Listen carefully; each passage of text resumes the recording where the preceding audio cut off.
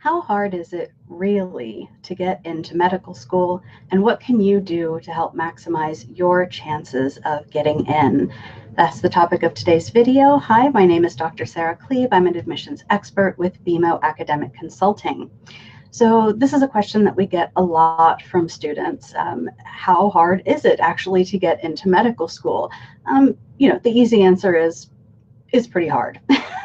It's hard, and it's hard for a number of reasons. But let me break down what that means, how complicated this is, what kinds of things are entailed, and then I'll give you some tips for how you can start maximizing your chances of getting in.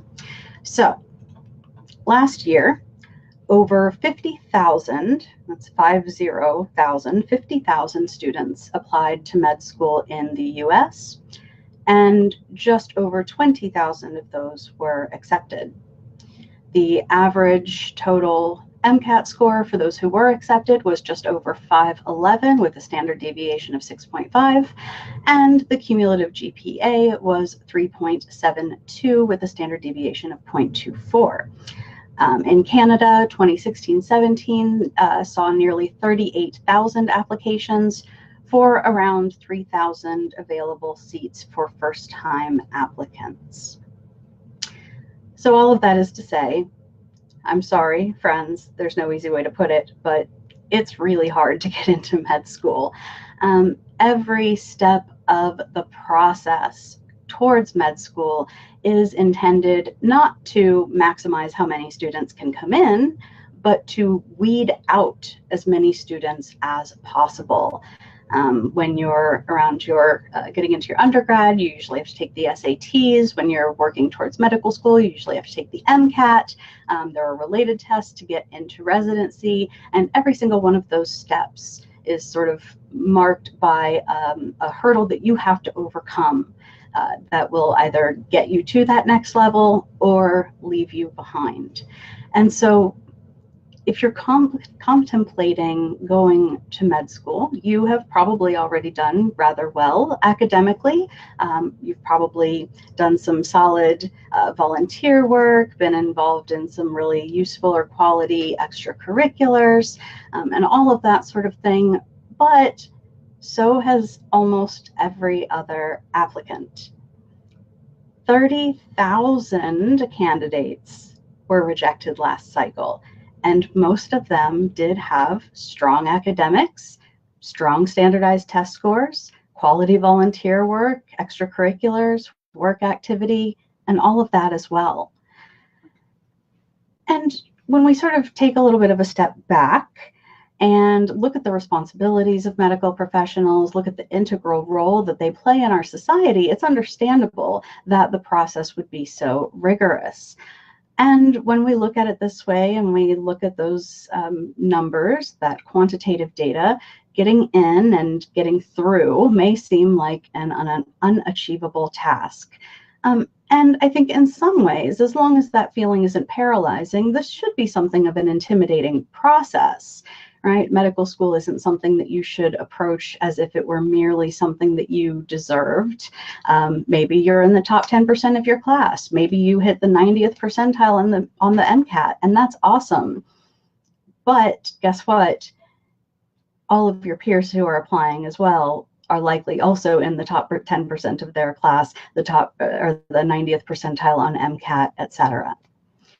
So again, we can't allow that sort of fear to become paralyzing. Rather, I prefer to look at it this way, which is you're not alone if you're feeling that way. Every single medical practitioner and every single medical student and resident has looked at those same statistics, qualifications, hurdles to overcome, and felt overwhelmed at some point.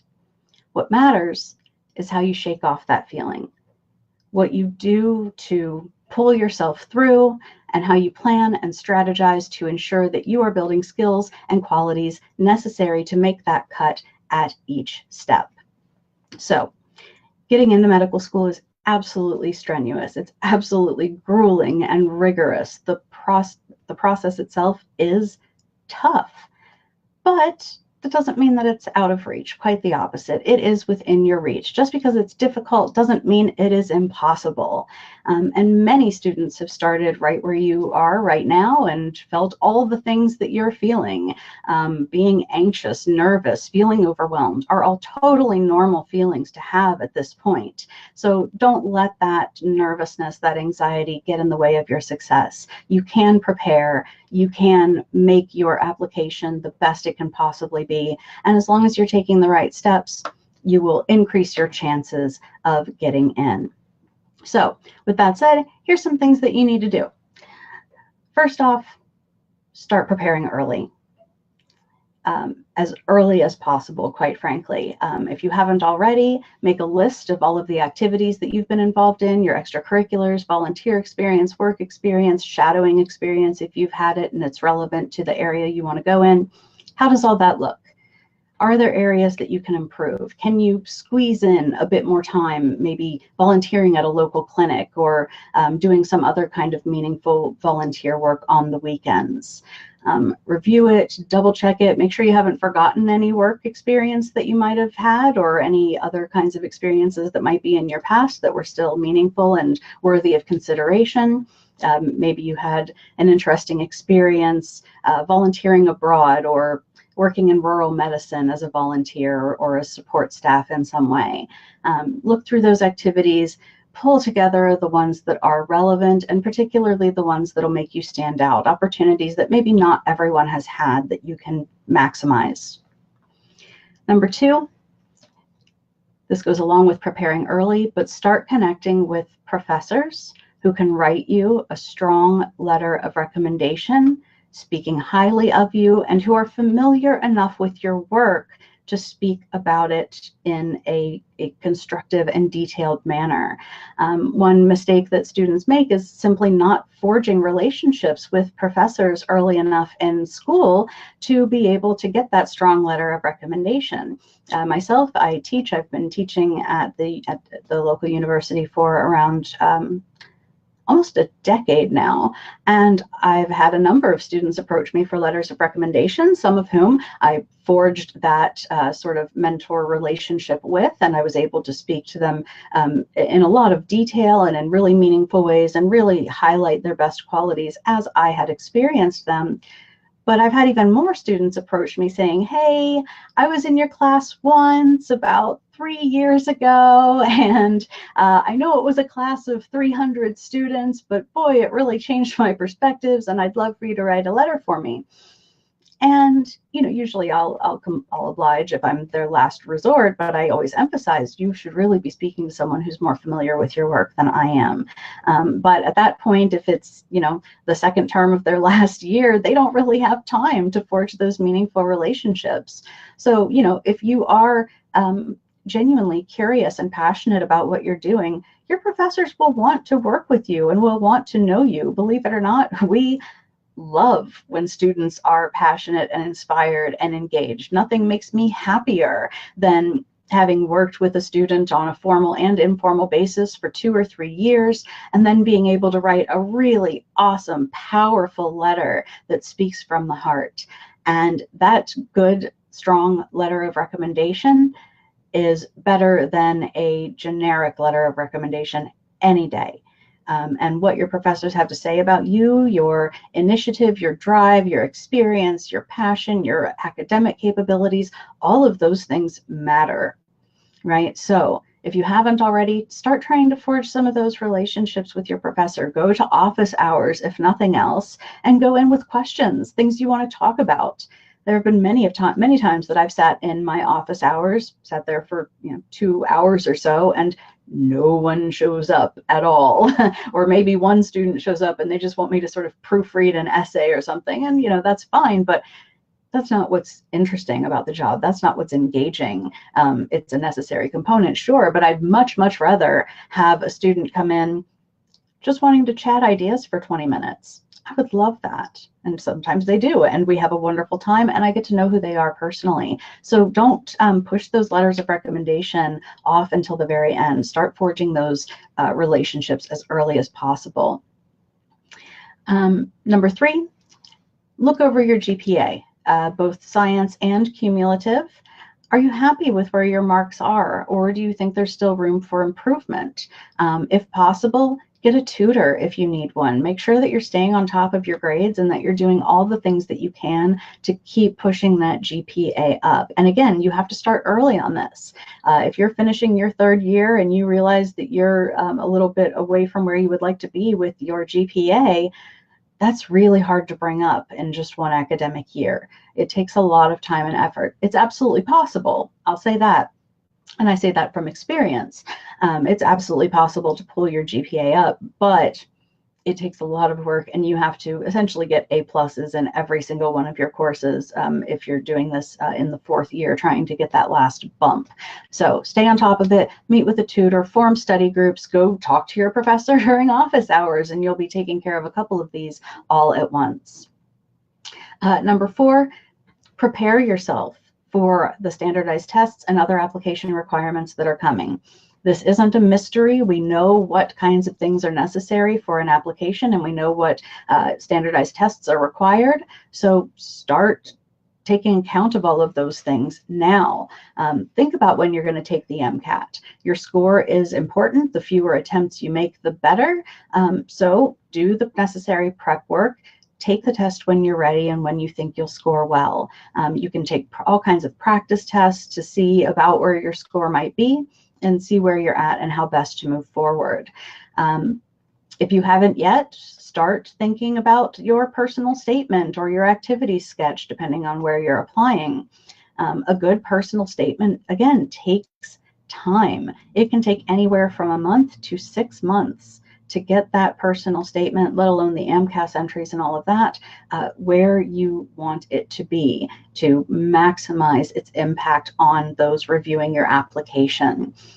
Don't underestimate this. Don't put this part off. That personal statement in particular, if you're filling out an application that requires one, it is really a key way for the review committee to get an understanding of who you are, what your priorities are, what your values are, what your level of maturity and professionalism is. All of those key qualities that they're seeking in future medical professionals can come out and be really emphasized and highlighted in that personal statement, and also in your AMCAS entries if you're a U.S. applicant. So overall, though, just don't underestimate any portion of the application process.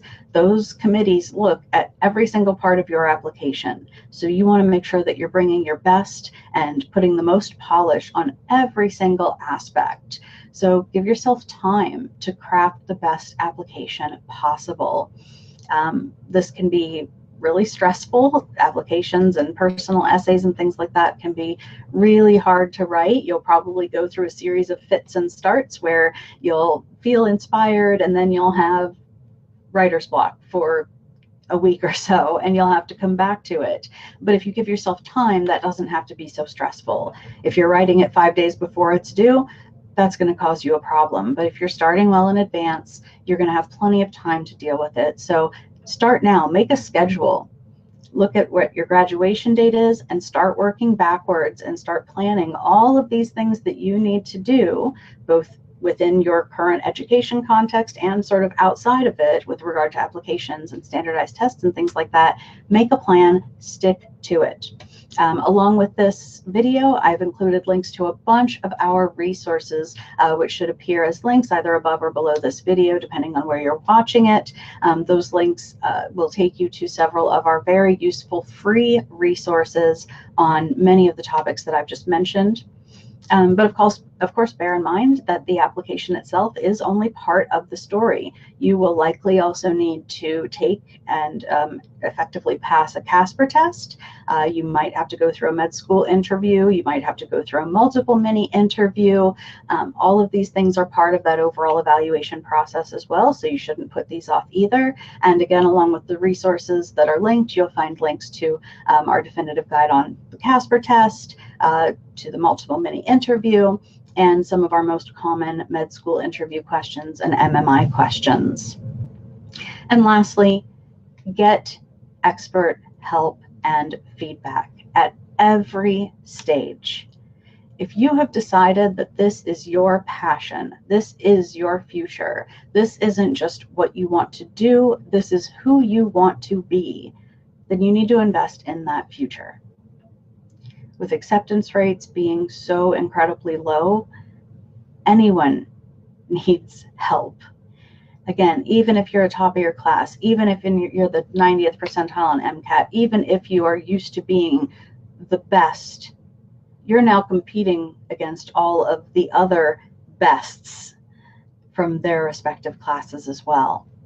So speak to experts who know exactly what medical schools are looking for, and who know how to help you demonstrate your best self at every single stage in the application process, from your initial work and activities and the volunteer work that you do, the extracurriculars that you do, all the way through the standardized tests, the actual application, and into the interviews themselves.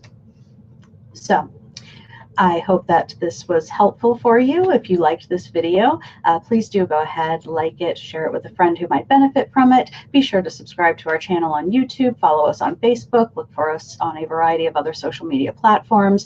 Feel free to comment below with any questions you might have. If you'd like us to help you, please do click the link to our main website that should appear either above or below this video, and click Get Started Now to see all of our programs and schedule a free consultation. We'll set you up with one of our admissions experts and answer any questions you might have and get you started on your preparations. We have programs to suit any of your needs, and we are happy to work with you to determine which plan will support you most effectively. As ever, thank you so very much for your time. Take good care, and I'll see you next time.